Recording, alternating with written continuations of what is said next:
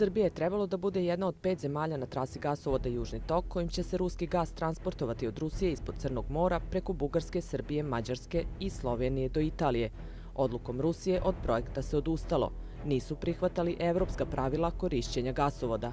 Rusko-srpska firma, čije se sedište nalazi u Švajcarskoj, a čija je ćerka firma registrovana u Srbiji, po svemu sudeći i dalje radi. Prema analizi finansijskih izveštaja koji su uradili novinari Insider Neta, vidi se da je matično preduzeće iz Švajcarske uplatilo na račun ćerke firme, čije je sedište u Srbiji, 17,8 miliona evra, i to 2 meseca pošto se od gradnje Južnog toka zvanično odustalo.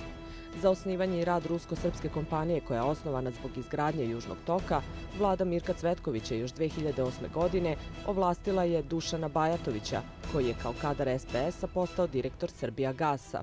Dušan Bajatović za Insider Net tvrdi da se uplata koju smo utvrdili odnosi na plaćanje prethodno preuzetih obaveza. Ugovore koji su izvodile uglavnom srpske kompanije koje su se odnosile od troškova za eksproprijaciju, od troškova projektovanja, od troškova izvođenja geodetskih radova, mikrotunelinga kroz Dunav, znači mi smo ozbiljno taj projekat bio postavljen, znači mi smo to doveli do ugovora. Dovođenje tog projekta do ugovora je nešto koštalo, uključujući i projektovanje, dakle to su ti troškovi. I to je jedini razlog što su ta sredstva prebačene iz švajcarske firme gde je bio osnovni ulog, znači ovde u Srbiju. Ja moram da vam kažem da su 90% tih poslova radile srpske kompanije. Prema tome mi tu generalno gledano nismo oštećeni, koliko računamo su srpske kompanije dobili pare. Da, ali deluje prilično apsurdno da mi nastavljamo da trošimo novac za Južni tok koji je ugašen projekat. Nema trošenja više novca, ta firma je praktično zamrznuta. Dakle, platili ste samo ono za što su radovi i ugovori postojali. Postavlja se pitanje koji su poslovi mogli toliko da koštaju kada je javnost Srbije videla samo početak gradnje, to je zavarivanje prvog spoja gasovoda u vojvođanskom selu Šajkaš 2013. godine. U švajcarskoj firmi South Stream Srbija, koja je 51% u vlasništvu ruskog Gazproma, tokom proteklih 5 godina preko javnog preduzeća Srbijagas, prema rečima direktora tog preduzeća Dušana Bajatovića, Srbija je za izgradnju Južnog toka uložila oko 30 miliona evra. U međuvremenu je Južni tok obustavljen, a niko ne postavlja pitanje revizije celog sporazuma. Najavljeno je da će ove dve firme nastaviti da rade kako bi gradile Turski tok, novi projekat koji je prema našem istraživanju daleko od realizacije. Koliko je ova tema od početka zabranjena za bilo kakvo osporavanje, najbolje govori činjenica da je 2013. tema sastanka predsjednika Rusije i Srbije, Vladimira Putina i Tomislava Nikolića u Moskvi, bio serijal Insider o prodaji NIS-a i izgradnji Južnog toka. Detalje je izneo tadašnji ministar rudarstva Milan Bačević u intervju u NIN-u, koji je pojasnio da su predstavnici Ruske federacije imali primedbe na serijal Insider i učešće ministarke Zorane Mihajlović u serijalu. Bačević je ocenio da je ta primedba, kako je rekao, bila potpuno suvisla jer se serijalom Insider tada direktno rušio projekat Južni tok. Nekoliko godina kasnije ispostavilo se da je sve što smo objavili u serijalu 2013. godine bilo tačno. Međutim, niko ni danas ne snosi odgovornost zbog odluke da NIS proda ispod realne cene, jer će, kako su tvrdili, zauzvrat Srbija zaraditi milione od izgradnje Južnog toka.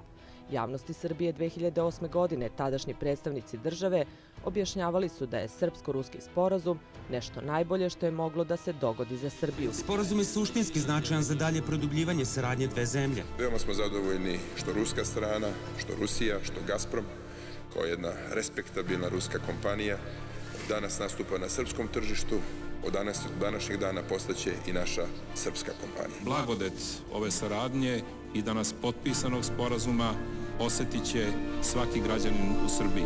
Ovaj sporazum u Skupštini Srbije 2008. godine podržalo je 2/3 poslanika, članovi Demokratske stranke Srbije, Socijalističke partije Srbije, Srpske radikalne stranke, Srpskog pokreta obnove, članovi današnje Srpske napredne stranke i Ujedinjenih regiona Srbije.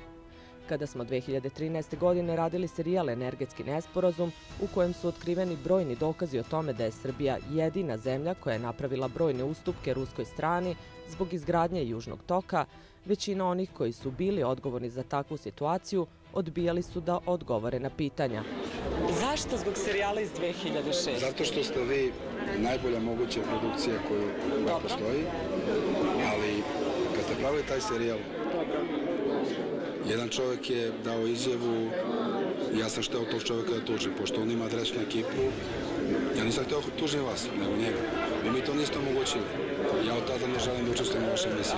Ja ne izbegavam vašu televiziju, niti sam ikada izbegavao bilo koje pitanje, niti bilo kakvu emisiju, ali evo danas vam kažem pred kamerama da vas molim da pitate ljude oko detaljima koji su o tome pregovarali, a to nisam bio ja. Vi ste branili u ime vlade taj sporazum u Skupštini Srbije prilikom njegovog usvajanja.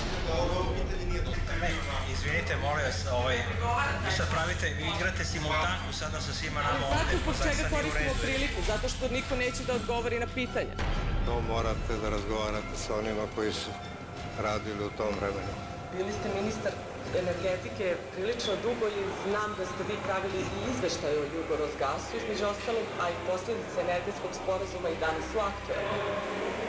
I danas realizujemo to. Pogledajte kad je šta urađeno, pa ćete vidjeti ko šta radi. Zbog toga smo i hteli da vas zovemo, gospodine Škundrić. Slična je situacija i danas, nekoliko godina kasnije, kada je u pitanju tema Južni tok. Prema našem istraživanju sada plaćamo i ugašeni projekat. Vlada Srbije više od 10 dana ne odgovara na dopis Insider.neta u kojem smo između ostalog pitali zašto je 2 meseca posle obustave projekta Južni tok na račun ćerke firme koja je u većinskom vlasništvu ruskog Gazproma, a čije sedište u Srbiji, uplaćeno 17,8 miliona evra. Uplata je izvršena iz matične firme South Stream Srbija, registrovane u Švajcarskoj, koja je rusko-srpska firma.